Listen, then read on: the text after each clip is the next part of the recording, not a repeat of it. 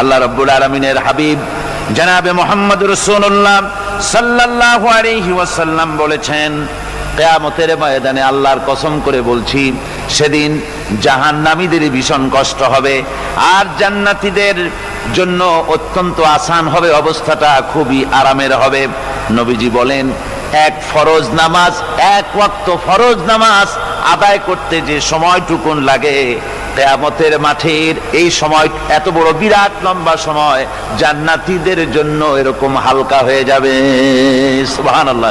হযরত আবু সাঈদ খুদরী রাদিয়াল্লাহু তাআলা আনহু হাদিস কেন বর্ণনা করেছেন, এক ওয়াক্ত নামাজ, একটা ফরজ নামাজ পড়তে যতটুকুন সময় লাগে এতটুকুন সময়ের ভেতরে জান্নাতীদের কারবার শেষ হয়ে যাবে। সুবহানাল্লাহ বিহামদি। আর ওদের কারবার তো শেষই হবে না।